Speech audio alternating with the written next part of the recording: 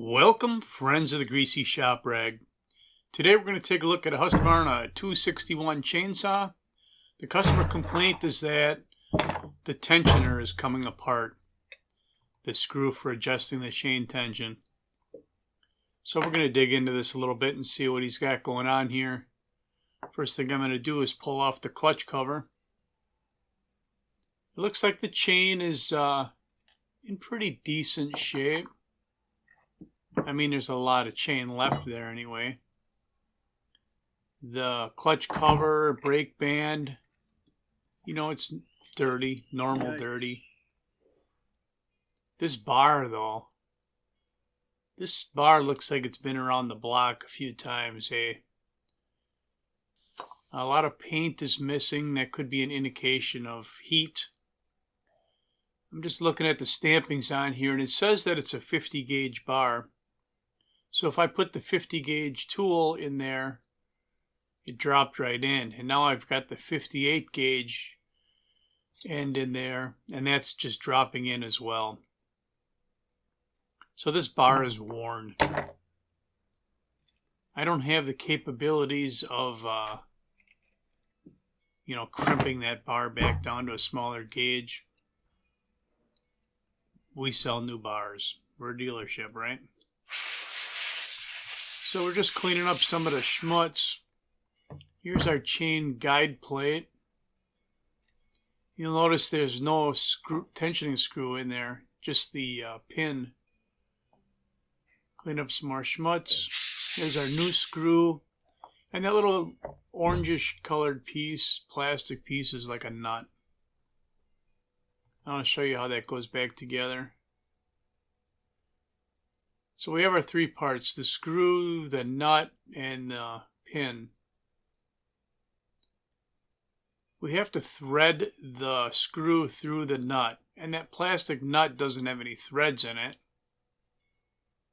So I got to kind of hold it in place and get some threads started, and this can be a little bit of a challenge sometimes. And it doesn't thread on there very easily.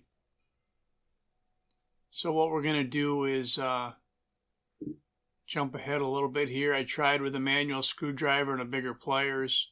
But we're going to hold that plastic nut and then use the power screwdriver to take up the slack. And I'm holding the nut so it doesn't just spin around in there like that and damage it. The purpose of that nut is we get it up to a certain point and it's going to have a blank spot on the screw where there's no threads, and then the idea is that the screw just stays in that one position because that nut's holding it. So now I'm going to put the pin in place before I've got the nut threaded all the way up, and get the threads started in the pin. And once we do that, we can finish screwing that nut all the way to the top, and now it's going to stay there. And then you can see that the pin was moving up. That's how the tensioner works. So let me get some of these tools put away. We're going to bring out this big cabinet screwdriver. And you'll see a little later that that works really good for adjusting these saws that have the tensioner alongside the bar rather than on the face of the clutch cover. Yeah, I forgot. I'm going to replace this bar, so just kind of throw that back on the bench. I want to take a look at the rim drive as well. So with the switch in the stop position, I'll hit the clutch with the impact and break it loose. It's got reverse threads on it. There's our rim drive. And we'll come back with a new bar and a new rim drive. Now before I put this drum back on there, I'm going to wipe it out. But I also want to grease the clutch bearing. We call it the clutch bearing. It's the drum bearing, whatever it is. It's the bearing on the clutch. Using some general purpose grease on here. Putting a little bit on the crankshaft.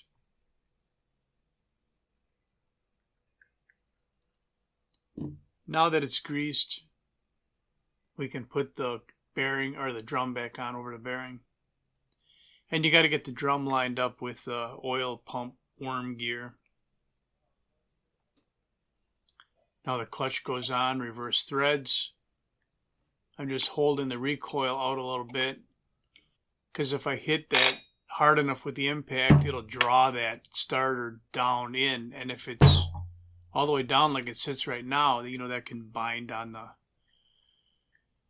well, the whole works of the starter actually, and create some problems. The rest of this video is just going to be me putting the bar and chain on here, checking the tensioner, and running the saw and making sure everything works the way it should. If you made it this far into the video, then you're probably a regular viewer, and I appreciate your support. So for 4 years now, I've been making videos with this format. Repair at work, and then a voiceover on top of it explaining what I've done.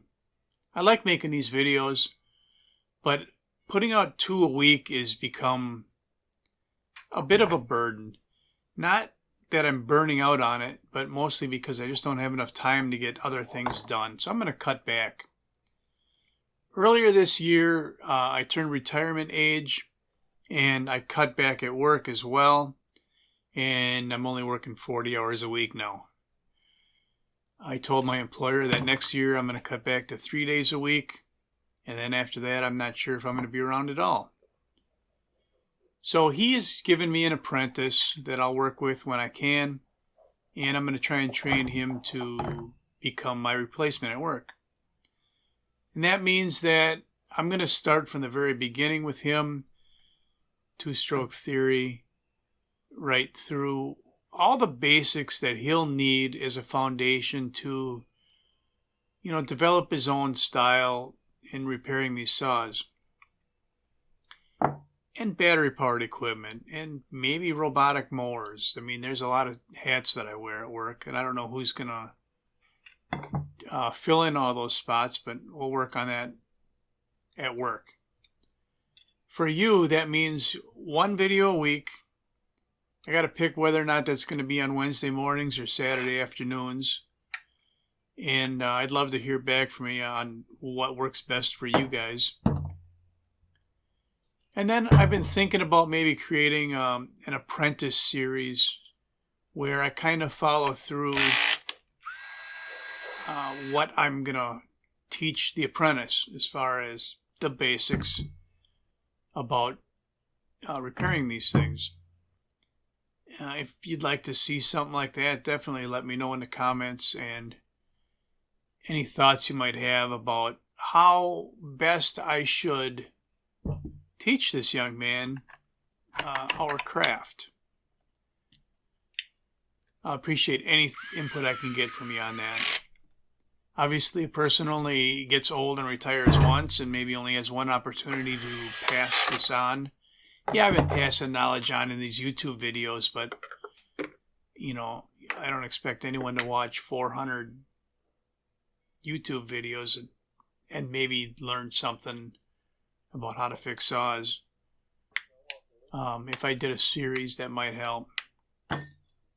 So anyway, that's all I'm going to have for you on Husqvarna 261 that needed a new chain tensioner. Thanks for watching. Later.